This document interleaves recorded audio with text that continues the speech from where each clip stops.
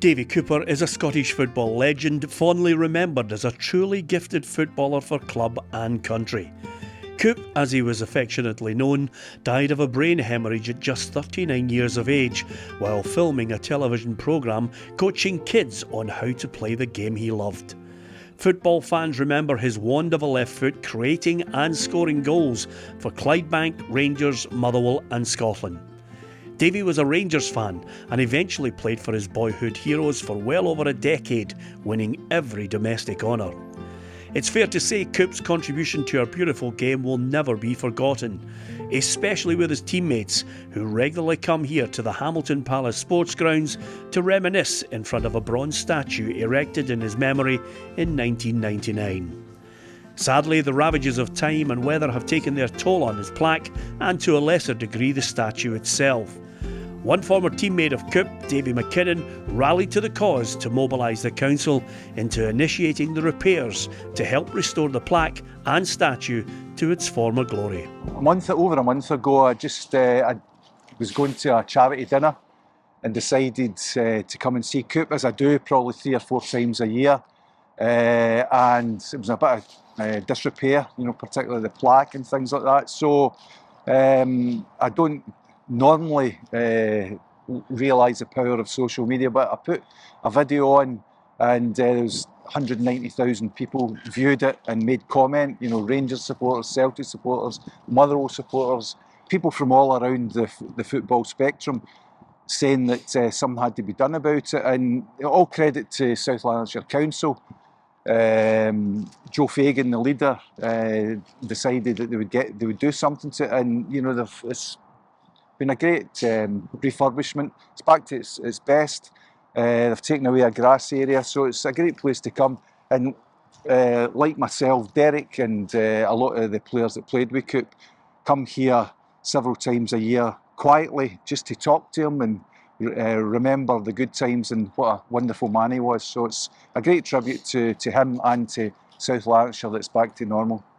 It's what a difference. I thought Davie was going to tackle him, by the way, even though he liked to tackle. And by the way, don't forget the Hamilton supporters as well. Absolutely. I know that because we are in Hamilton, down Strathclyde Park, and of course he's an iconic figure, not just for the Rangers fans, the Motherwell fans as well. And I think he's well respected. And there's certain guys you mentioned. We were talking about Tommy Burns, a certain Alan McCoy. No, it was a phenomenal. You talk about coming down here every now and again. I don't live too far from here. I'm down quite often, and it was a shame to see it, getting a little bit kind of weather tarnished, could we say? But fair play, because it's only due to weather. It's never been vandalised, and I think that's the respect that people have for Coop. I've made it quite apparent. He was my hero. I wanted to be a Davie Cooper. And to have a statue down in Strathclyde Park overlooking the playing fields, but they have a tournament that's dedicated to him. So, and when Coop finished playing, as I said to you, he loved being down here, running around Strathclyde Park, because he liked his fitness. Maybe he should have kept up that fitness when he was playing, but he didn't need to, because he was that good a player. When I went to Rangers, the manager, John Gregg, at the time had the philosophy of getting the goalkeeper to throw out the fullbacks. I was on one side and Ali Dawson was the other.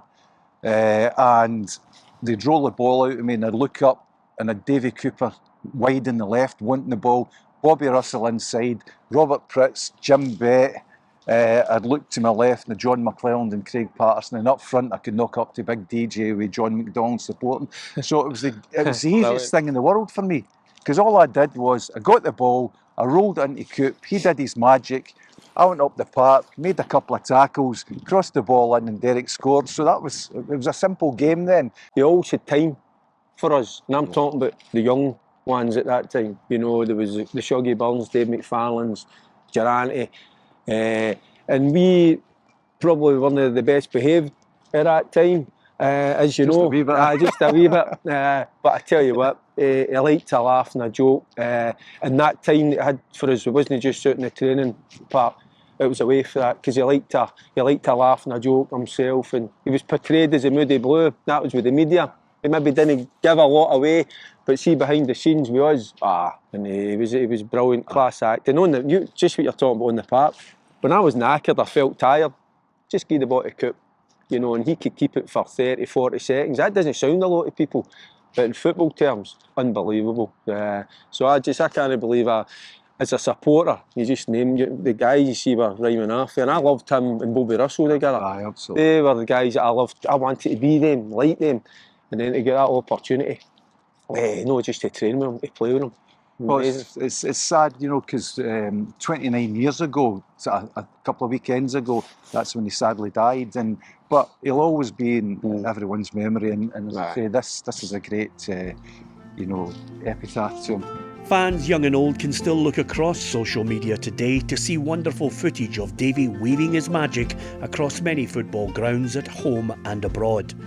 But thankfully here in Hamilton, there is a fitting tribute that will allow grandparents, mums and dads the opportunity to tell stories of his brilliance to future generations as they walk past the statue of the late great Davie Cooper here in his hometown. Coop, gone but not forgotten.